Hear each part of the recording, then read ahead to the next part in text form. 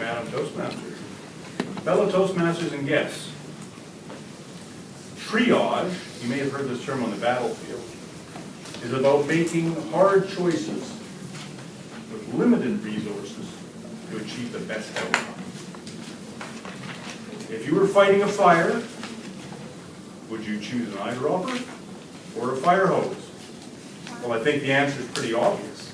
But what if you didn't know that you had a fire hose? Let me take you on a little bit of a journey. I want to tell you a story about my garden. I planted some flowers.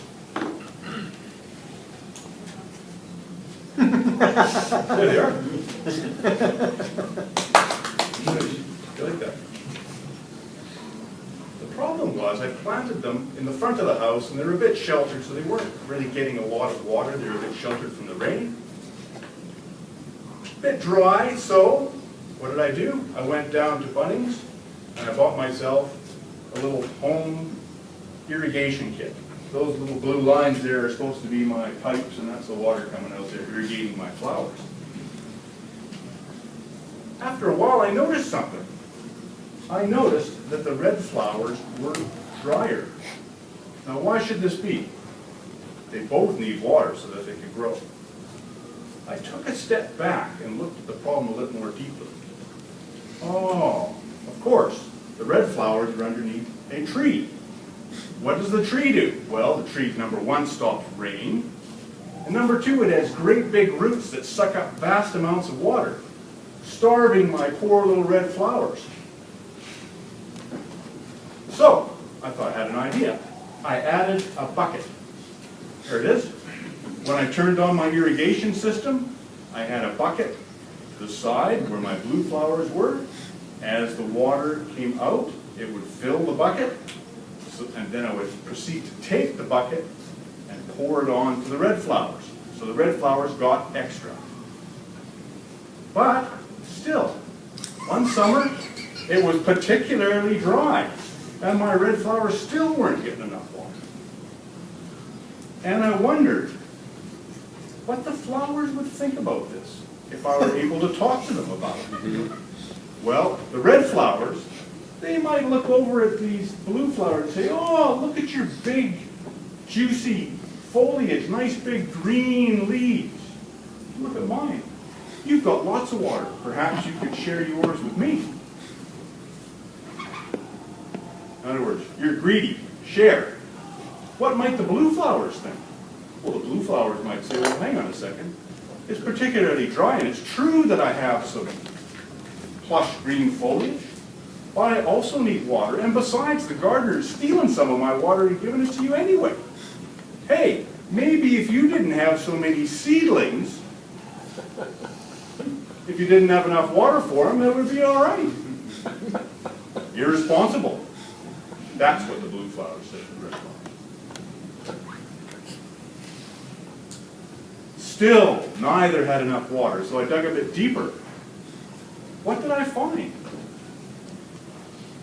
A leak. I literally dug deeper and found under the ground that there was a great big leak in my pipe.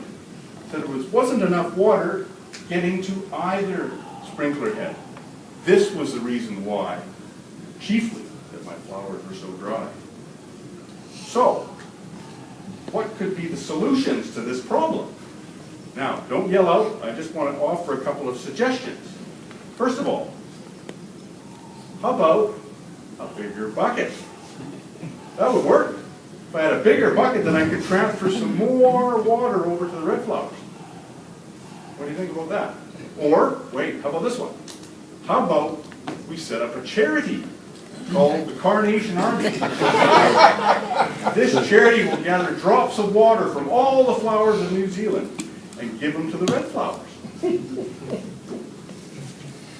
What's wrong with that? That sounds a potential solution too. Or, is there another way? Or do you think we should set up a water working group and discuss the color and size of the buckets? Or is there a more direct solution? Can anyone think of a solution? Someone want to offer one to me?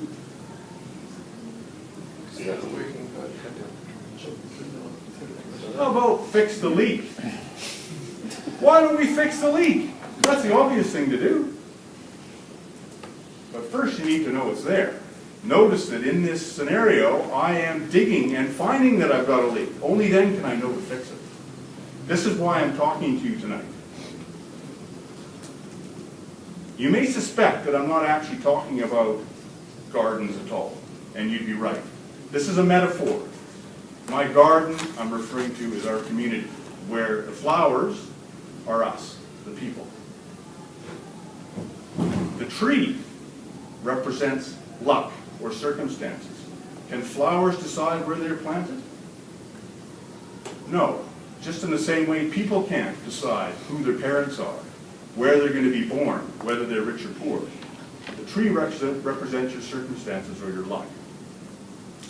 The water represents money, the lifeblood of an economy. The bucket, what does it represent? Well, that's the tax system. We're transferring water from one set of plants to another. And what about the Carnation Army? What's that? Well, that's obviously charities. Those are the charities around New Zealand which do good work. What is the water? What is the leak? That is the banking system. Here's banks' dirty little secret. Banks create money. They don't just loan other people's money, they create money. Someone needs to in an economy, but what is critical is how much is created and how it is introduced into the economy. How much money do banks create? Well, as much as possible. The more they lend, the more money that they make. That's good for the banks, but it's not necessarily good for us. Bank money creation, here's a graph. You can get that out of Wikipedia. Let me show you that the banks created $150 billion in the last 10 years. Where did all that money go? Into housing. Why is that important? It has profound implications.